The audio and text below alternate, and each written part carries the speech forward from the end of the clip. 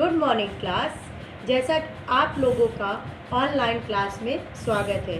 प्यारे बच्चों, जैसा कि मैंने लेसन 1 वर्ण आपको पढ़ाया है, आज उसी वर्ण को जोड़कर एक शब्द बनाया जाता है। उसी शब्द परिचय के बारे में आज हम आपको पढ़ाएंगे।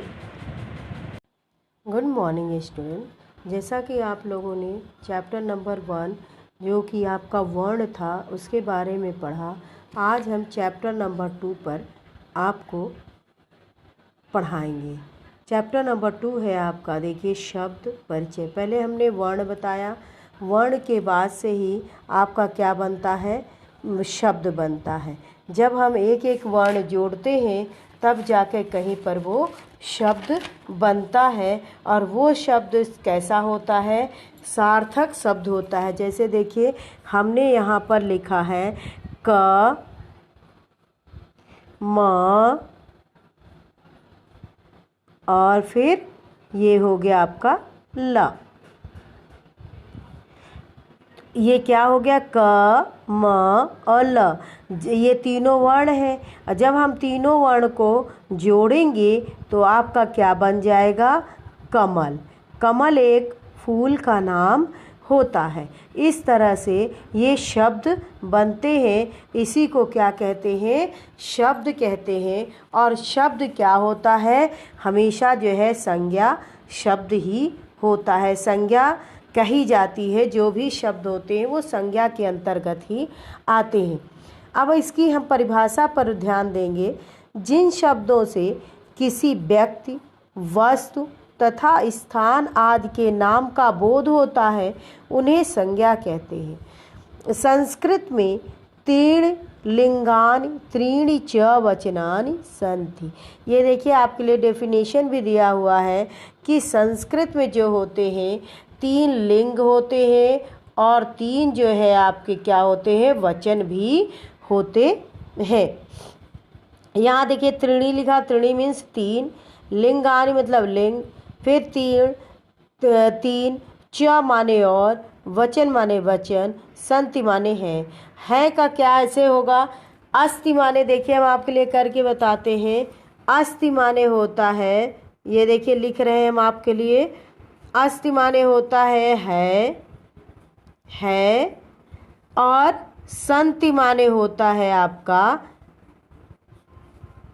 है। ये प्लूरल हो जाएगा आपका। जैसा कि आपका यहाँ देखिए बिंदी नहीं लगी, यहाँ पर बिंदी लगी है। जहाँ भी एक चीज़ से ज़्यादा चीज़ों का नाम आएगा तो वो बहुवचन में आ जाएगा। तो बहुवचन में जब वो आएगा तो वहाँ पर क्या हो जाएगा, संति का प्रयोग होते हैं। अब संस्कृत शब्द में संज्ञा शब्द देखिए, आपका ये पुल्लिंग है, ये स्त्रीलिंग है, और ये आपका नपुंसक लिंग है। ये आपके क्या हो गए हैं, ये आपके तीनों लिंग हो गए।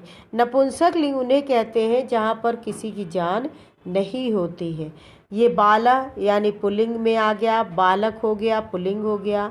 ये लड़की है, बाला है जिसे संस्कृत में कहते हैं, तो ये स्त्रीलिंग हो गई।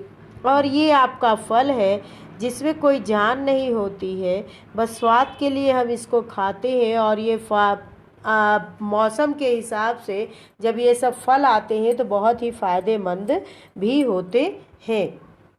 तो ये क्या हो गया, नपुंसक लिंग में आ गया। ठीक इसी तरह से जब 3 लिंग हमने बताया तो 3 वचन भी बताए थे। ये देखिए, ये एक पेड़ बना हुआ तो 1 वचन, यहाँ 2 पेड़ बने हैं तो ये 2 वचन हो गया, यहाँ 3 पेड़ बने हैं तो ये आपका बहुवचन हो गया।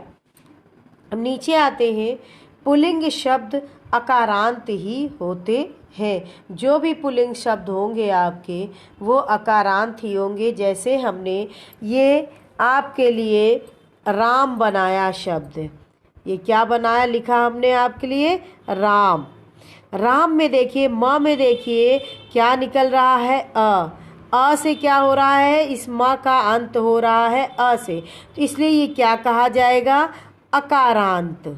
जैसा कि हमने इसके पहले चैप्टर में आपको इससे संबंधित सारी जानकारियाँ दी हुई हैं।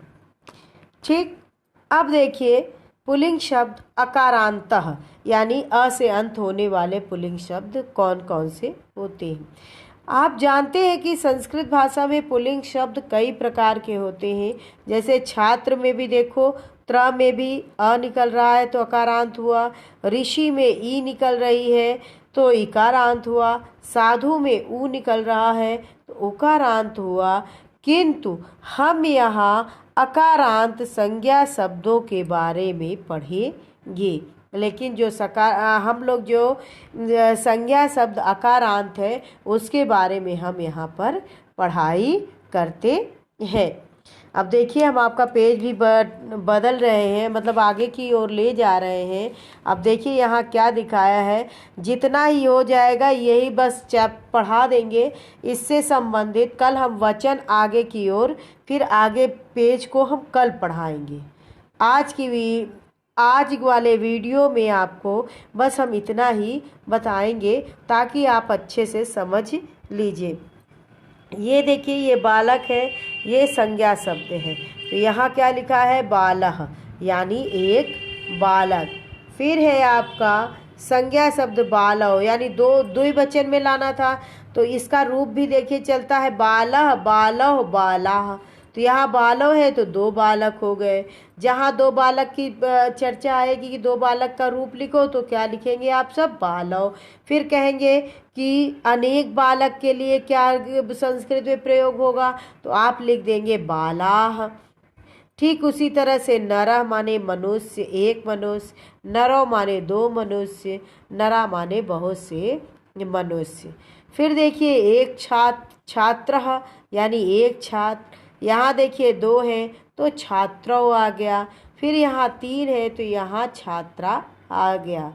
इसी तरह से आपका यहाँ देखिए एक अध्यापक है तो एक अध्यापक आ गया, दो है तो अध्यापकों आ गया, और तीन है तो आपके अध्यापका आ गए। बेटा ठीक इसी तरह से राम शब्द का भी रूप चलता है, बालक का भी रूप चलता है, रामः रामौ रामा, बालका बालको बालका। ठीक उसी तरह से, लेकिन अब आप लोग को भी ये रूप याद करना पड़ेगा, क्योंकि आगे जब हम अनुवाद करेंगे तो अनुवाद में हमें इन सब रूपों की ज़रूरत पड़ेगी कि जिस वचन में रहेगा उसी वचन में उसको लगाना पड़ेगा, हमें वो रूप ही लगाना पड़ेगा।